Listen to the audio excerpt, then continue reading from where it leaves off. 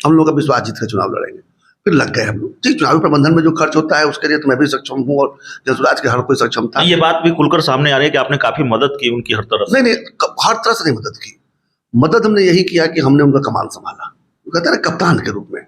और मेरे साथ में मैं अकेले नहीं था, जनसुराज के कम से कम 1000 साथी हमारे इसमें लगे हुए थे। चाहे गोपालगंज हो, चाहे बेतिया हो, चाहे मोतिहारी हो, सिवान हो, सारण कह सकते हैं कि मैं पूरा छपरा जिला जो होता है जिसको, जो मेरा चुनाव क्षेत्र है, वहाँ मैं अकेले लड़ रहा था। कि बाकी हर जगह बहुतायत संख्या हमारे साथी फील्ड में थे। अब मैं नमस्कार, आप देख रहे हैं सिटी पोस्ट और मैं हूं अभिषेक मिश्रा। इस वक्त हमारे साथ एमएलसी सच्चिदानंद राय हैं, लेकिन सिर्फ एमएलसी कहना ठीक नहीं होगा। भारतीय जनता पार्टी की टेंशन खास तौर पर इन्होंने बढ़ा रखी है और जिस तरह से विधान परिषद के चुनाव नतीजे आए हैं और सारण शिक्षक निर्वाचन क्षेत्र भूमिका बहुत अहम मानी जा रही है। बड़ा खेल किया है, उस खेल के सूत्रधार भी यही हैं।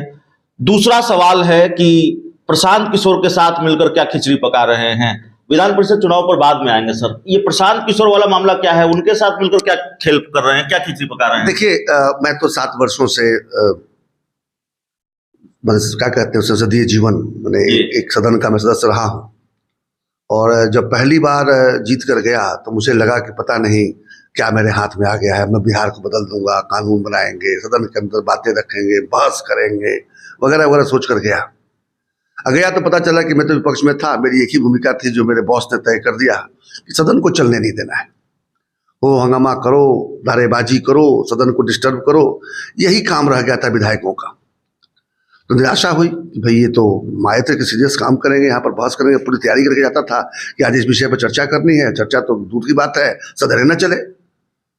इसके बाद क्या हुआ कि 2017 में हम सत्ता में आ गए, तो मुझे लगा कि अब तो काम करने का मौका मिलेगा। तो फिर मेरे बॉस ने बताया, मेरे बॉस का मतलब यह है कि हर पार्टी का एक बॉस होता है। अब जिस पार्टी में है वो आपके लिए बॉस है। वो जैसे होता है ना गैंग में, मुगैम्बो खुश हुआ, मुगाम्बो खुश हुआ वाली बात है। तो हर तरह के पार्टियों में आजकल एक मुगैम्बो बैठ गया ऊपर में। तो मुगैम्बो ने कह दिया कि भाई आप लोग काम ये है आपका कि विपक्षी वालों को हैकल करना है, और जब सत्ता पक्ष के लोग बोल रहे हो तो मेज थपथपाना है। तो नया काम मिल गया। वो काम करते करते मैं सब करते करते 7 साल बीत गए। मुझे लगा मैं सदन में हूँ किस लिए यार। और जब भी हमने जनता से संबंधित मुद्दा उठाने की कोशिश की तो पार्टी की ओर से चिट्ठी मिल जाए हमको, एक्सप्लेन, सो कॉज। तो सो कॉज होते होते मैं थंग आ गया था। और वही हुआ, टिकट भी काट दिया गया मेरा, क्योंकि भाई आप पार्टी के अंदर रहकर सरकार के खिलाफ नहीं बोल सकते। अगर सरकार में पार्टी हो तो मैं बोलता था, कोई जनता के मुद्दे उठाता था। तो ये था कि मन में बड़ी निराशा थी कि क्या बिहार में ऐसा ही चलता रहेगा। बिहार का कुछ होना तो है नहीं, हम लोगों से भी नहीं होगा, क्योंकि संभव नहीं था कि हम पूरी जाति और मजहब और जो नैरेटिव, जो विमर्श जो छिड़ा हुआ है, उस विमर्श को तोड़कर एक नए विमर्श को पैदा करना और फिर बिहार को बदलने का काम करना, वो भी 59-60 साल की उम्र में। मुझे लग रहा था कि देर कर चुका हूँ मैं, शायद मुझे 30-35 साल की उम्र में राजनीति में आनी चाहिए थी। और निराशा से भरा हुआ था। तभी प्रशांत किशोर जी के जनसुराज पदयात्रा, जनसुराज अभियान के आगाज की खबर मिला। 7 अप्रैल को मेरा रिजल्ट निकला था, 2 मई को उन्होंने घोषणा ही कर दी।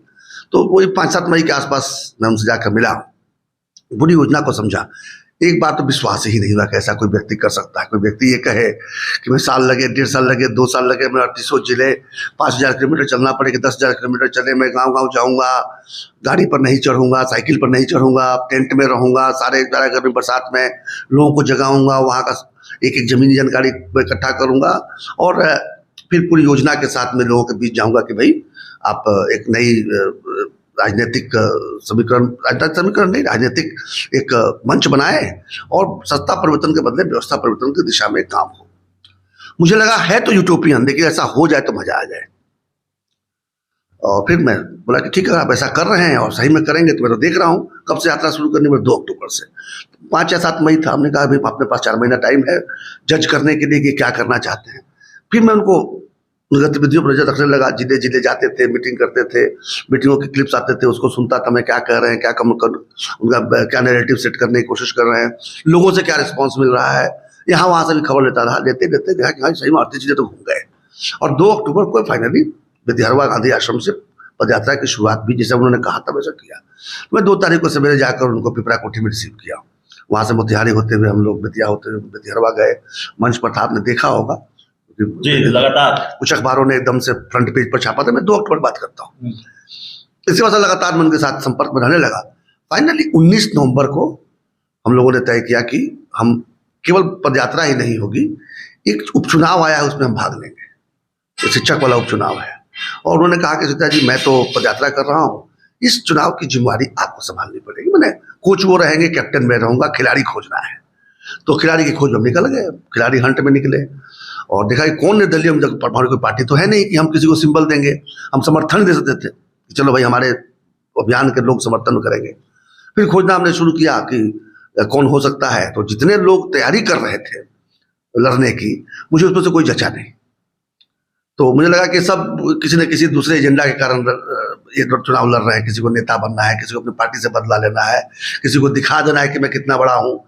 एक व्यक्ति मुझे दिखा, उसका नाम है आफाक अहमद, जो कि पेशे से शिक्षक हुआ करते थे और वीआरएस लेकर वो स्थानीय निकाय का चुनाव बेतिया से लड़े थे। कांग्रेस ने उन्हें समर्थन भी दिया था बाद में, और उन्होंने एनडीए को तो हरा दिया था, लेकिन महागठबंधन को पार नहीं पाए थे। 150-200 बहुत कम मत से वो दूसरे स्थान पर रह गए थे।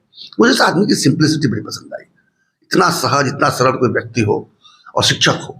तो मैंने प्रधान जी से कहा कि मुझे लग रहा है कि आफाक को अगर हम किसी तरह तैयार कर दें चुनाव लड़ने के लिए, आफाक साहब अगर तैयार हो जाए तो हम लोग को एक मौका मिल जाएगा, एक सही लोग को, जो हम कह रहे हैं सही लोग, सही सोच, सामूहिक प्रयास तो हम सबका होगा, लेकिन सही सोच वाला सही लोग तो मुझे लग रहे हैं। आफाक साहब तैयार नहीं हो रहे थे। यार एक चुनाव लड़े, हम सब पैसा खर्चा हो गया, चुनाव में बड़ी खर्चा वर्चा होता है, हम लोग शिक्षक आदमी कहाँ से करेंगे, गरीब आदमी, प्रधान किसान का बेटा हूँ। फिर हमने बताया कि देखिए ये पैसे से चुनाव नहीं लड़ना है, हमें नैरेटिव पर चुनाव लड़ना है, लोगों को पैसा खर्चा करने दीजिए, हम लोग का विश्वास जीत कर चुनाव लड़ेंगे। फिर लग गए हम लोग। ठीक, चुनावी प्रबंधन में जो खर्च होता है उसके लिए तो मैं भी सक्षम हूँ और जनसुराज के हर कोई सक्षम था। ये बात भी खुलकर सामने आ रही है कि आपने काफी मदद की उनकी हर तरफ से। नहीं, हर तरह से नहीं मदद की। मदद हमने यही किया कि हमने उनका कमान संभाला, कहते हैं कप्तान के रूप में।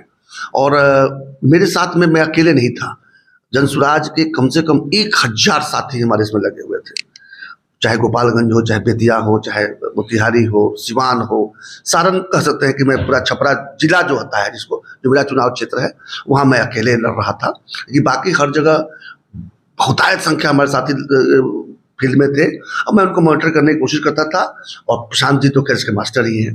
तो चुनाव हम लोगों ने बहुत तरीके से लड़ा, स्वस्थ होकर लड़ा। हमें पता था कि आफाक अहमद नंबर 1 होने जा रहे हैं।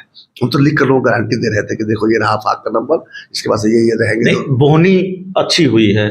क्या ये माने कि 2024 के लोकसभा चुनाव में भी जनसुराज अब पार्टी बनी तो पार्टी, या आप लोगों की कोई भूमिका होगी 2024 में भी, उम्मीदवारों के समर्थन करेंगे या उम्मीदवार उतारेंगे? देखिए, एक उपचुनाव लड़ना है तो निर्दलीय को भी समर्थन दिया जा सकता है, लेकिन एक संगठित चुनाव लड़ना है, जैसे लोकसभा के चुनाव हुए, जो आम चुनाव जो होते हैं, तो आम चुनावों में आप निर्दलीय 40 निर्दलियों का समर्थन करके नहीं चुनाव लड़ सकते, फिर कोई नैरेटिव बनता ही नहीं है।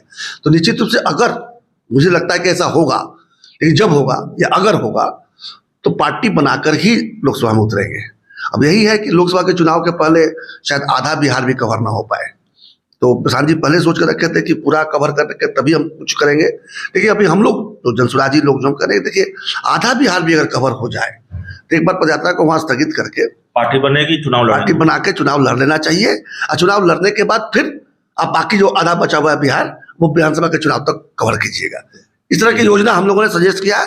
हालांकि रोज नए नए आइडियाज आते हैं, लेकिन मुझे लग रहा है कि शायद ये आइडिया पर कुछ काम हो। तो चलिए, हमारे साथ सचिदानंद राय थे, एमएलसी हैं और अब किंग मेकर की भूमिका में हैं। बहुत बिना किसी गुरेज के ये बात कही जा सकती है, जिस तरह से विधान परिषद चुनाव के नतीजे आए हैं। सारण शिक्षक निर्वाचन क्षेत्र आसान नहीं था, किसी निर्दलीय उम्मीदवार को वहां से जीत दिला देना।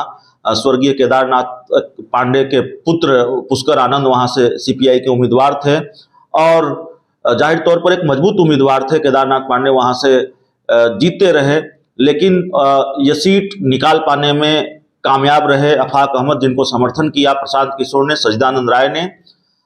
तो इस इंटरव्यू में, इस बातचीत में इतना ही। बहुत बहुत धन्यवाद।